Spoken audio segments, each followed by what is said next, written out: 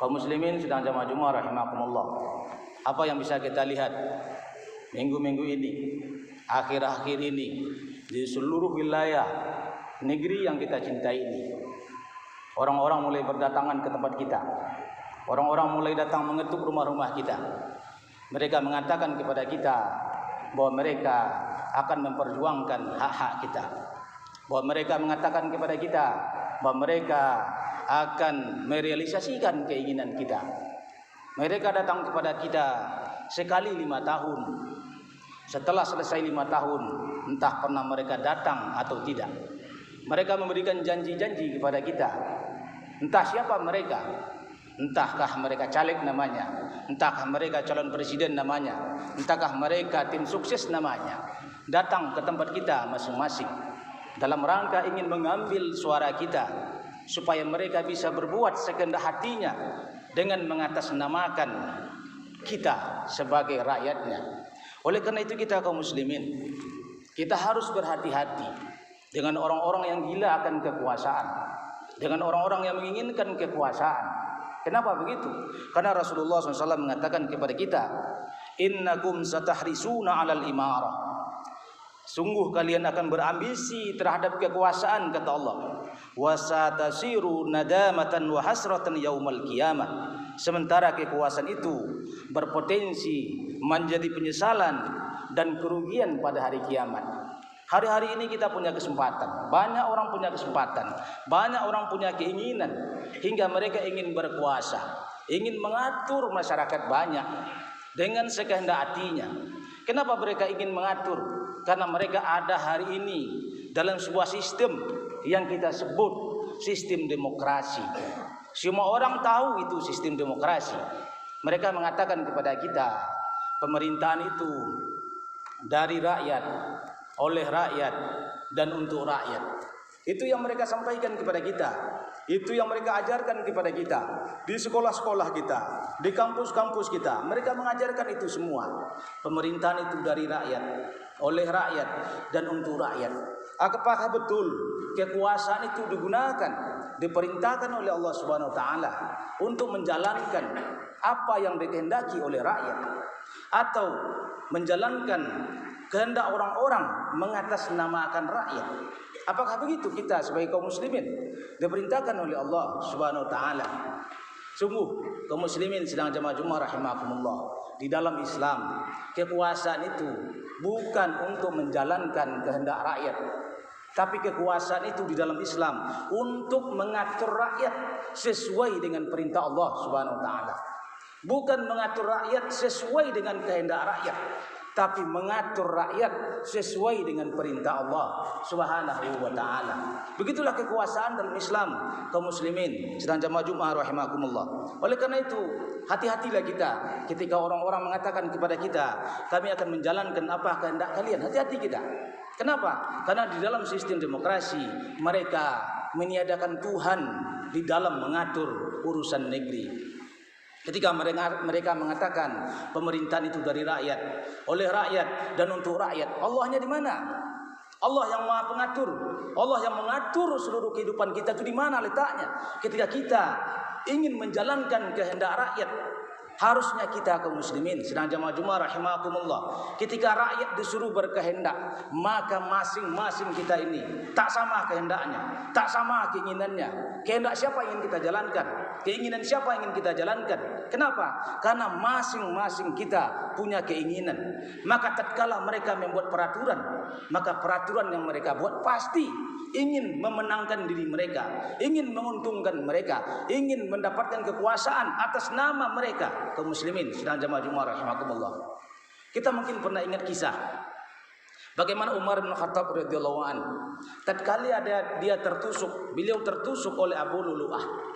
Kemudian orang-orang berdatangan, para sahabat berdatangan kepada beliau, meminta Umar bin Khattab menyiapkan calon penggantinya sebagai khalifah, sebagai pemimpin kaum muslimin.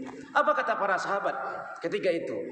Ya Umar bin Khattab, ya Amirul Mukminin, tunjuklah anakmu Abdullah bin Umar menjadi pengganti engkau.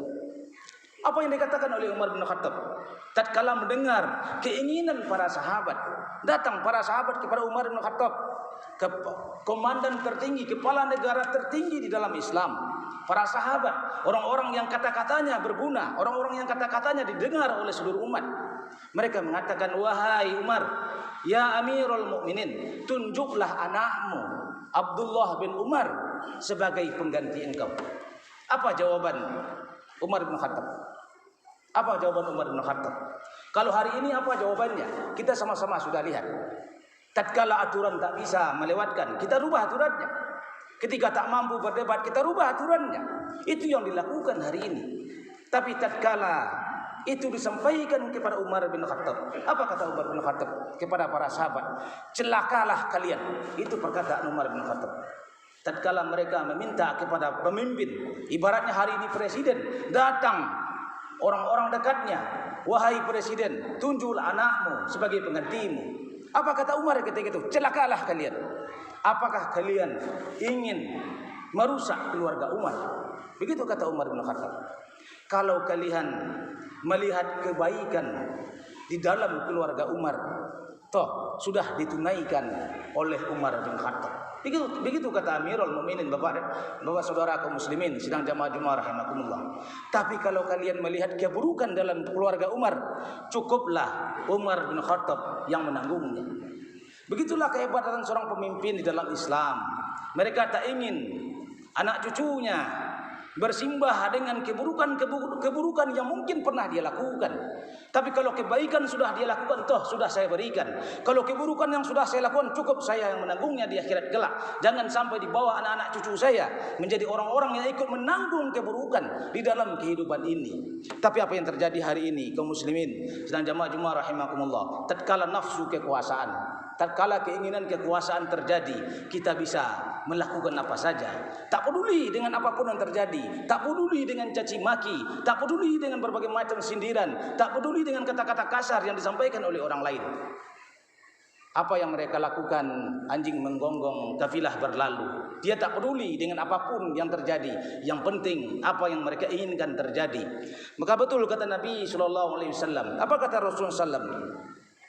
Awalul imarah malamah. Kepemimpinan itu datangnya, awalnya bisa mendatangkan cacian.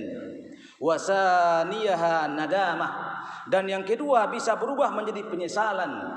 Wasaliswa azabum minallahi yaumal qiyamah. Dan ketiga bisa mengundang azab dari Allah pada hari kiamat. Illa marrahima wa adala. Kecuali orang-orang yang berbuat kasih sayang dan berbuat keadilan. Dengan oleh kita kaum muslimin sedang jamaah Jumat rahimakumullah, di mana ada kasih sayang itu? Di mana ada keadilan itu? Kasih sayang dan keadilan itu hanya ada dalam Islam. Hanya tatkala kita menjalankan hukum Allah Subhanahu wa taala. Hanya tatkala kita menjalankan hukum Islam, Bapak, saudara kaum muslimin sedang jamaah Jumat rahimakumullah. Tatkala kita masih menjalankan hukum yang dibuat oleh manusia, tatkala manusia kita jadikan Tuhan, tatkala manusia kita jadikan orang yang membuat peraturan tanpa mereka memperhatikan hukum yang diturunkan oleh Allah Subhanahu wa taala, maka dipastikan manusia itu takkan pernah adil. Yang adil itu hanya hukum Allah Subhanahu wa taala. Maka Allah mensifati orang-orang siapapun mereka yang tidak mau menjalankan hukum Allah Subhanahu wa taala. Apakah mereka secara individu? Apakah mereka secara berkelompok? Ataukah mereka sebagai penguasa dengan sifat-sifat yang buruk tatkala mereka tak mau menjalankan hukum Allah Subhanahu wa taala? Apa kata Allah Subhanahu wa taala dalam Al-Qur'an? "Wa man lam yahkum." Barang siapa yang tidak mau berhukum, tidak mau melaksanakan hukum bima anzalallah, dengan apa yang Allah telah turunkan. Wa man lam yahkum itu siapa? Siapa saja. Individu-individu kita, kelompok-kelompok kita, partai-partai kita, kelompok-kelompok masyarakat, negeri, ataupun negara, ataupun para penguasa. Wa man lam yahkum, barang siapa yang tidak mau berhukum, tidak mau melaksanakan hukum bima anzalallah, dengan apa yang Allah telah turunkan. Apa kata Allah? Faulaika humul kafirun. Mereka orang-orang kafir. Kaum muslimin sedang jamaah Jumat rahimakumullah.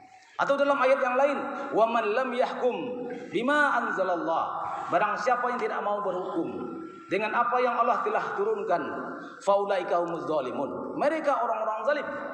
Wa man lam yahkum bima anzalallah, faulaika humul fasikun. Barang siapa yang tak mau berhukum dengan apa yang diturunkan oleh Allah, maka mereka orang-orang fasik. Oleh karena itu kaum muslimin, hati-hatilah kita terhadap orang-orang yang datang kepada kita. Apakah mereka datang untuk menjalankan hukum Allah, atau mereka mengatakan, pilihlah saya, dukunglah saya, kalau saya terpilih saya akan menjalankan hukum Allah Subhanahu wa taala. Kalau ada yang berjanji seperti itu, masih bisa kita pikirkan. Tapi ketika mereka mengatakan, pilihlah saya akan memperjuangkan hak kalian, itu bohong, itu dusta, tidak benar itu. Karena fakta sudah berkata begitu. Hari-hari ini mereka datang kepada kita, memberikan janji kepada kita, memberikan iming-iming kepada kita. Bahkan spanduk-spanduk mereka bertebaran di mana-mana.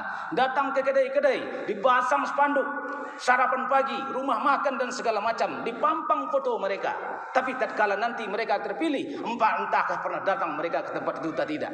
Oleh karena itu kita kaum muslimin sedang jamaah Jumat rahimakumullah, hati-hatilah kita untuk menentukan siapa yang akan kita pilih. Karena di dalam Al-Quran dikatakan oleh Allah Subhanahu wa taala supaya kita menentukan pilihan, memberikan amanah kepada ahlinya. Apa kata Allah Subhanahu wa taala? Innallaha ya'murukum an tu'addul amanat ila ahliha. Sungguh Allah menyuruh kalian memberikan amanah kepada ahlinya. Wa iza hakamtum bainan nas an tahkumu bil adl. Jika mereka berhukum, jika mereka memutuskan hukum di antara manusia, mereka menghukumi dengan adil. Apa maknanya? Kaum muslimin sedang jamaah Jumat rahimakumullah, pilihlah orang-orang yang memang menginginkan tegaknya hukum Allah Subhanahu wa taala. Orang-orang yang ingin menjalankan syariat Allah Subhanahu wa taala. Kenapa? Karena yang namanya adil, yang memberikan amanat kepada keadilan itu hanya tatkala mereka menjalankan hukum Allah Subhanahu wa taala. Tapi tatkala mereka hanya berpura-pura, hanya berjanji-janji kosong, maka mereka pasti bukanlah orang-orang yang adil. Pastilah mereka bukan ahliya, bukan orang-orang yang berhak untuk mendapatkan kekuasaan itu. Oleh karena itu kita sadarlah kita kaum muslimin, karena kita memasuki akhir zaman, kita akan memasuki hari akhir. Akhir-akhir zaman ini akan sampai kaum muslimin sedang jamaah Jumat rahimakumullah. Rasul membayangkan kepada kita, menyampaikan kepada kita ada periode kehidupan yang dilalui oleh kaum muslimin. Dan sekarang Rasul menyebutkan 5 periode yang akan dilalui oleh kaum muslimin. Dan Rasul menyampaikan 5 periode itu, dan sekarang sudah terjadi 4 periode. Dan sekarang kita akan memasuki periode terakhir kaum muslimin. Apa periode itu? Rasul mengatakan pertama periode kenabian, zaman kenabian, dan itu sudah lewat. Setelah itu datang masa mulkan adon, masa khilafah ala minhajin nubuwah. Setelah Rasul wafat datang masa khulafaur rasyidin al-mahdiyyin. Ada Abu Bakar, ada Umar, ada Utsman, ada Ali, ada Hasan bin Ali. Setelah masa itu ada mulkan adon, kekuasaan yang menggigit, kekuasaan yang di dalamnya ada kezaliman. Itulah masa-masa kekuasaan kaum muslimin sepanjang 1300 tahun lamanya, membentang dari timur sampai ke barat, membentang dari Indonesia sampai ke Amerika. Begitulah dulu kekuasaan kaum muslimin di bawah para khalifah, mulai dari Muawiyah sampai terakhir Sultan Abdul Majid kedua. Maka tatkala tahun 1924, hampir 100 tahun yang lalu, diruntuhkan oleh orang kafir, sehingga kaum muslimin memasuki periode keempat. Rasul mengatakan namanya mulkan jabriyatan, kekuasaan kediktatoran. Inilah kekuasaan kediktatoran hari ini. Tatkala kaum muslimin berjalan sekehendak hatinya, tatkala kaum muslimin berjalan tidak mempedulikan hukum Allah Subhanahu wa taala, mereka berjalan dengan kehendaknya sendiri, mengatasnamakan kehendak rakyat di tengah-tengah kita dan memaksakan segala-galanya kepada kita. Tapi ingat oleh kita, masa ini akan berlalu kata Rasulullah SAW. Karena setelah masa ini masuk periode kelima. Periode kelima ini bukan periode kehancuran, tapi periode kebangkitan kaum muslimin. Karena setelah berbagai macam persoalan yang ditimpa oleh kaum muslimin hari ini, maka kaum muslimin akan memasuki periode kemenangannya. Karena Rasul mengatakan setelah periode kediktatoran ini, kaum muslimin akan memasuki periode namanya khilafah ala minhajin nubuwah. Karena Rasul mengatakan summa takunu khilafatan ala minhajin nubuwah. Oleh karena itu kita kaum muslimin sedang jamaah Jumat rahimakumullah, di dalam berbagai macam situasi dan kondisi hari ini, di mana kaum muslimin terinjak-injak, di mana kaum muslimin terpolarisasi, di mana kaum muslimin tak punya bargaining posisi, di mana di beberapa negeri kaum muslimin terusir, terbunuh dan segala macam. Apakah itu akhir dari dunia? Tidak. Tapi itu adalah akhir dari puncak-puncak kebiadaban yang menimpa kaum muslimin. Setelah puncak kebiadaban itu, maka kebiadaban itu akan turun dan cahaya Islam akan kembali. Karena Rasul menjanjikan kepada kita, summa takunu khilafatan ala minhajin nubuwah. Karena setelah masa kediktatoran ini akan datang masa khilafah atas manhaj kenabian. Oleh karena itu kita kaum muslimin jangan pernah alergi mendengar kata khilafah. Jangan pernah alergi ketika ada orang mengatakan khilafah radikal. Jangan pernah alergi ketika orang mengatakan khilafah itu teroris, khilafah itu anti dan segala macam. Tapi ingat oleh kita, karena itu yang disebut oleh Rasulullah. Khilafah yang baru itu pasti akan terjadi dengan atau tanpa kita. Ikut kita berjuang, khilafah akan terjadi. Tidak ikut kita berjuang, khilafah akan terjadi. Menentang kita pun khilafah akan terjadi. Bagaimanapun apapun yang akan kita lakukan, karena itu adalah janji Rasulullah Sallallahu Alaihi Wasallam. Karena apa yang disebut oleh Rasulullah itu 5 yang disebut oleh Rasulullah, 4 sudah terjadi. Tinggal 1 saja lagi yang belum disebut, yang belum terjadi, yang disebut oleh Rasulullah. Oleh karena itu kita kaum muslimin sedang jamaah Jumat rahimakumullah, marilah kita bersama-sama menyongsongkan dengan kita menyambut akan kedatangannya hawa baru. Kita berjuang bersama-sama menegakkan hukum Allah Subhanahu wa taala.